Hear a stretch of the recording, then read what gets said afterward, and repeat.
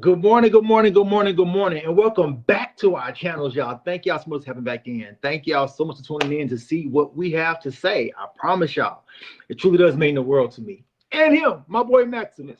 But today, you guys saw that thumbnail, you guys see the title. Yes, Quant Network, NASA, SpaceX, Overledger integration. Like, come on now. Like, the writing is more on the wall. It's like a canvas of paint being splashed everywhere. And if you don't see it, you got to be blind. But Maximus, what you got to say to us, brother?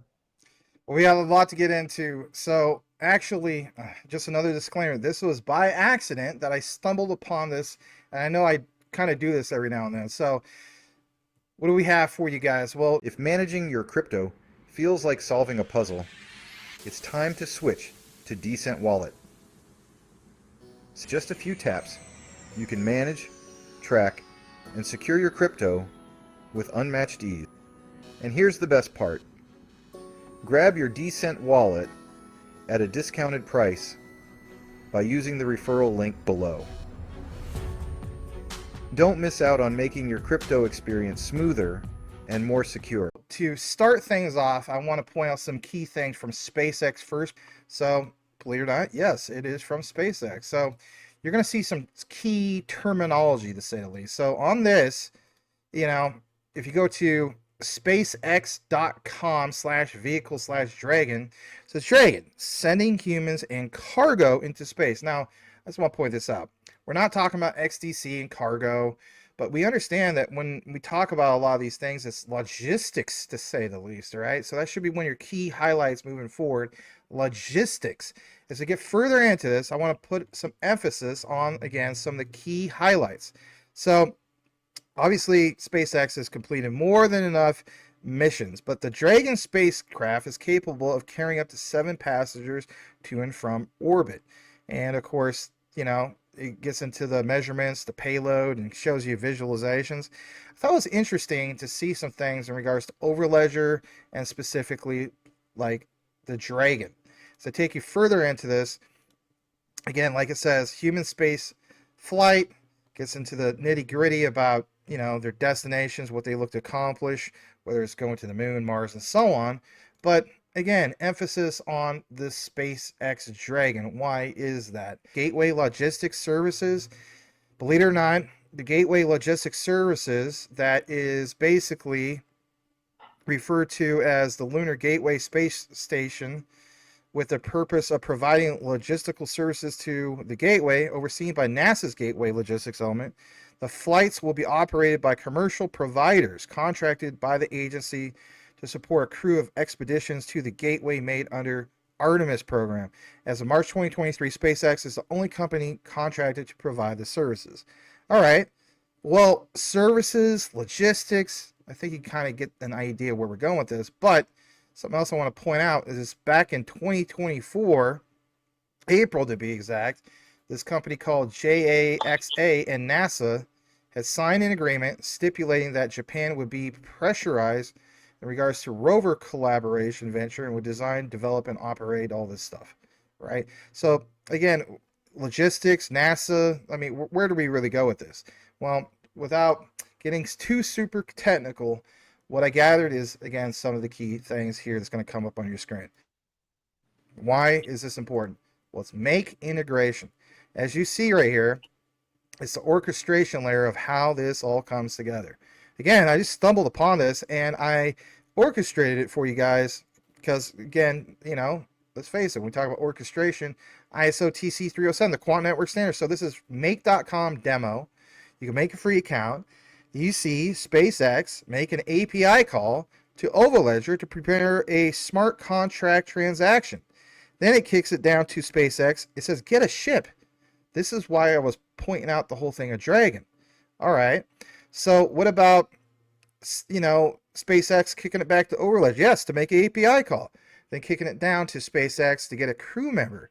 Why would a crew member be referenced? Well, you got to have somebody that somebody may want to, purchase something or do something. Who knows what it's for?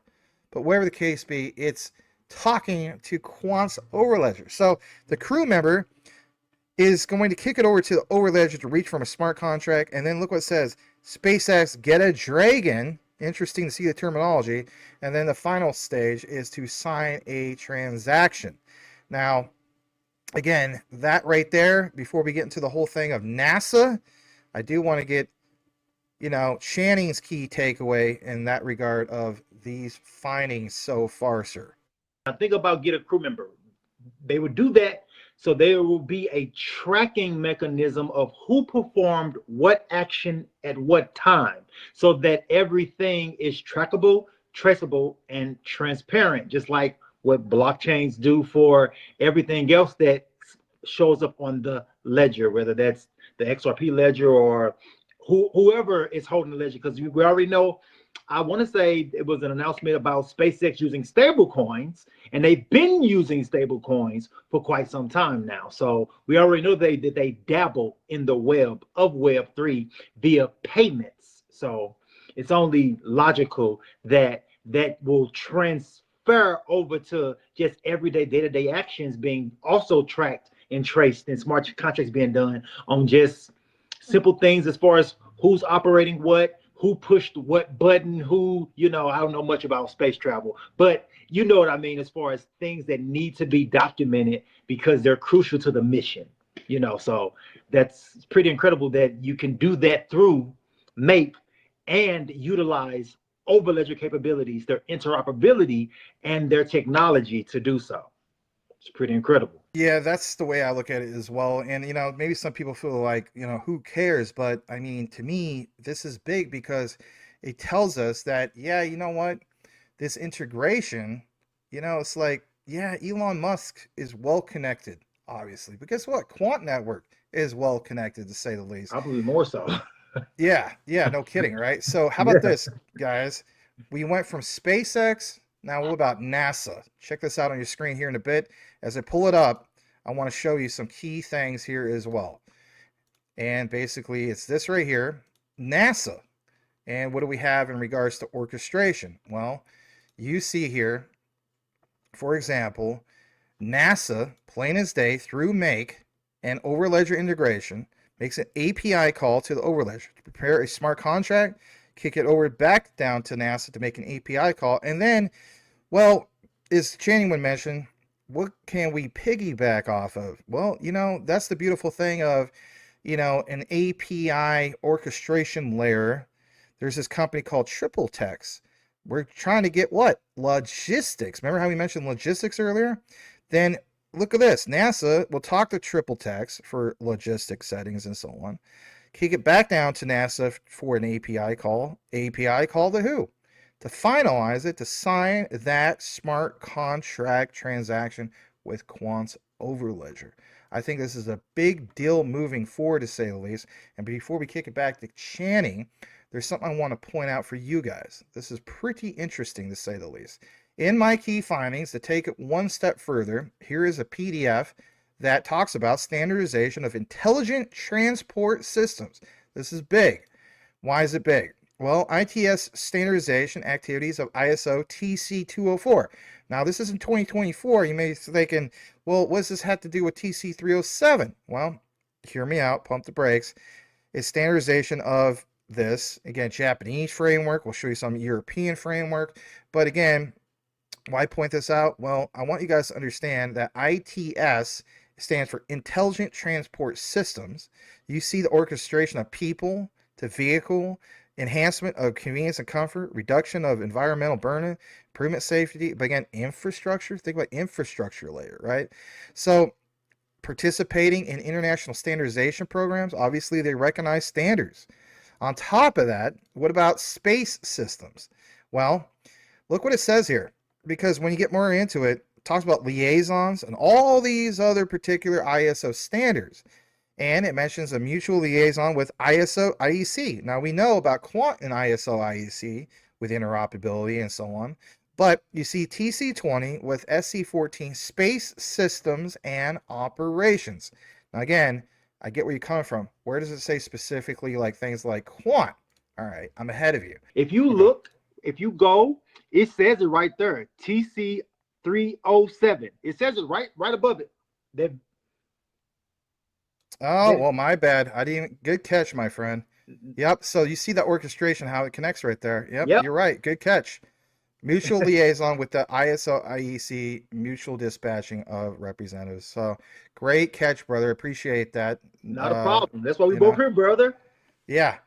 So I'm glad to share that with you guys. So again, I want to get some of your key takeaway with the catch that you found and just some of your thoughts in that regards to this, because to me it shows that obviously there's a real thing here more than just make.com and Overledger integration. I mean, smart contracts with NASA, with Overledger, SpaceX, Overledger, smart contracts. That's insane. Absolutely. Absolutely.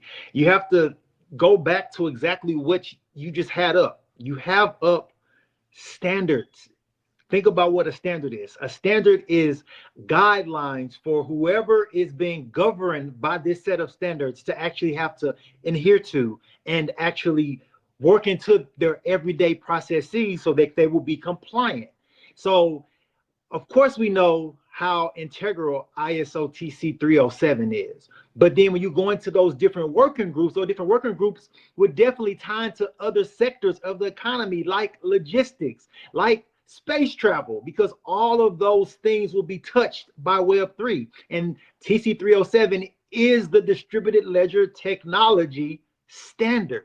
So yeah, of course they would have a seat right there at the table, working out and working alongside of with different liaisons and different working groups from every sector of business and every sector of the economy, because all of it has to seamlessly integrate with each other. You can't have, like Gibbard says, these silos, when it comes to the Internet of Things, because that's what a lot of that would eventually piggyback on.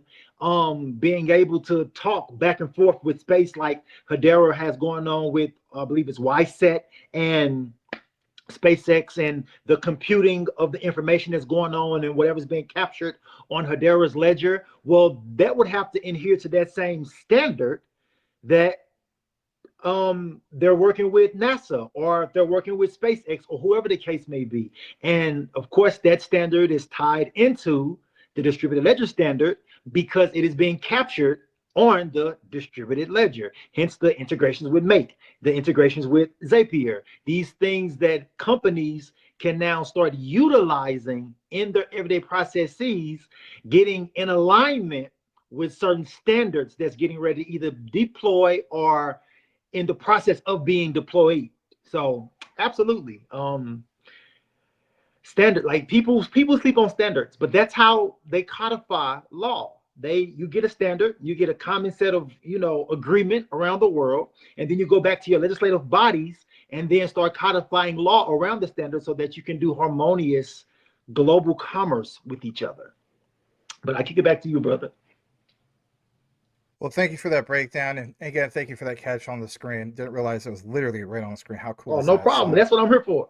yeah, I appreciate that. The other thing we want to wrap things up with is from the European side of things in regards to these particular space systems. So, this is going to come up on your screen here in a bit, and here it is from Microsoft PowerPoint European and International Standard. And in this PDF, I want to put some emphasis, and I've showed this before actually. So, it comes from dec.dmrid.gov, and look what it says: European and International Standards for Space Industry. And when we get further into it, this is from Cyprus Organization for Standardization. This dates back to 2022, but you see a lot of references. I mean, I covered this within the last few months. Well, look what it says in regards to specifically space systems. It talks about 10 sectorial dossiers covering upstream and downstream. Okay, so the value chain of commercial space systems. As we get further down into it, ISO TC20, SC14 space systems and operations. Again, this is from the European side of things, right? And then on top of that, what do we also have? We have SC14 develops best practices for space. And you see how this kind of all comes together. Well, what about Japan, like we mentioned before? Yep, yeah, working group 1. What about the United States? That's working group 2. And we even have, for example, we mentioned earlier in regards to Japan, materials and processes, and orbital debris with the United Kingdom. Now that's interesting to say the least. On top of that, well, does it mention Quant Network Standard? Well, it does. Cypress engagement through local technical experts in the following subcommittees, which is JTC1, Blockchain Distributed Ledger Technologies, and again, boil it, mash it, stick and stew. ISO TC307, the Quant Network Standard. So, with that said, again, some of your closing thoughts in regards to some of the findings, to say the least, before we wrap things up, Mr. Channing. I just found it interesting when you was just showing those working groups that how each country kind of sort of was tackling a different sector of space exploration, and how this is going to be the best and brightest, of course, expertise in all of the different working groups, and then coming together to form that standard, which is actually kind of dope. Yeah, it's like I was saying, they're codifying the standards so that companies like SpaceX can continue to do things in compliance, because it's all about compliancy when it comes to business, if that makes sense, especially big business. They want to stay in compliance, stay on the good side of the laws and regulators, so that they won't get hit with fines, or be dragged into court, or all of these wonderful things that come along with not being in compliance with laws and standards. So it's actually kind of cool, like I was saying, to see that how the different countries, tackling. So that means that we can truly focus on this particular part of this particular space exploration, to ensure that it's good. And once it's good, we can bring it to the table, and then the other working groups can adapt and adopt, and like we would do whatever they're working on as far as inside their working groups, which I thought was just kind of cool. But yeah, but it also shows you that space exploration has always been a global thing. Even when we talk about when we went to the moon for the first time and all this stuff, it's called the space race for a reason. You know what I'm saying? Then you could throw things like Space Force, which is literally think about this. It was the first time that the US government created a new branch of the military since the Air Force. We're talking 50, 60 years. So it has to be something in regards to space exploration. And I don't know if anything's out there or not. I won't even go that deep into it all, but it has a global view, and it has the attention of powers that be globally, for them to even be spending any kind of time on creating standards that the entire space industry globally will have to adhere to and follow. And then to know that right there attached to it is ISO TC307. It's just showing you just how powerful that distributed ledger standard is, and how many different sectors. It's like what I call Quant an octopus with infinity arms, because it's stuff that you wouldn't even think about. You're like, okay, programmable payments, or banking, or AI, or you just think of all these things, but you don't even think of space exploration in any way. And then you notice that, wow, they're actually tied to another standard in space exploration. Like, it's not one click, there's not one little tick that this company is not ticking off. It's like they're playing the most strategic game of chess that has ever been played throughout history, and they are killing the board. But that's what I got to say. What about you, brother? Well, they're more than killing it. I mean, we talk about, for example, preparing not just for a few years out. I mean, they're preparing for like literally decades and decades out. If they're, talking about like, or realizing whether it's Elon Musk's vision with SpaceX or NASA and so on. And I get it. There's a lot of people that don't see eye to eye about it, and they're going to throw out their own particular theories. That is not the point. This is just presented material. Take it as you will. Not trying to cause controversy, but nonetheless, thought it was interesting. Thought I'd bring it to you guys because let's face it, so many cryptocurrencies out there focus on what one is literally going to go to the moon. The moon. Well, you have interoperability obviously with that, and apparently, and then some. So, guys, if you appreciate the content, all we ask you to do is like, comment, subscribe, hit the bell notification if you haven't done so already, for myself and Channing. And with that said, please let us know if you listen to the entire outline by typing in this key word, and that is going to be standards. and we'll know that you listened to the entire outline. On behalf of myself and my brother Channing here, know what you have, know why you hold it. The research trumps space exploration 110%, and we'll know that you listened to the entire outline. Thanks again, everybody. We'll see Y'all you. already know. Oh, my bad. Go ahead, brother. I was going Go to say ahead, on the go ahead. outline, but you already know. Peace out. Peace out. All right. We'll see you guys in the next one. Definitely. Hey guys, I just want to point out something real quick in regards to Uphold with you guys. A lot of you guys are familiar with Uphold or heard about it, but if you're brand new to all this and don't have an account, basically there's some benefits. It benefits me, it benefits you. This is a win-win. But one thing I want to point out to really pound it home with Uphold is, for example, XDC. As we know, with XDC, a lot of us have to jump through the hoops of like KuCoin, use a VPN to kind of get around things. This is American-based exchange with Uphold. You don't have to do that. You can get your XDC here, and yeah, not having to deal with that is a great thing. You could also get XRP here. Again, American-based exchange. There's a refer and earn. Bottom line is, if you deposit $100, I get 20, you get 20. It's a win-win for both of us. And of course, that's in BTC, but again, you can swap that to any of these particular altcoins. So check it out. Links are in the description if you would like to take advantage of the 20. And yeah, a win for both of us. How cool is that? Links in the description, both on the live and on the recorded. Thanks, guys. Over and out.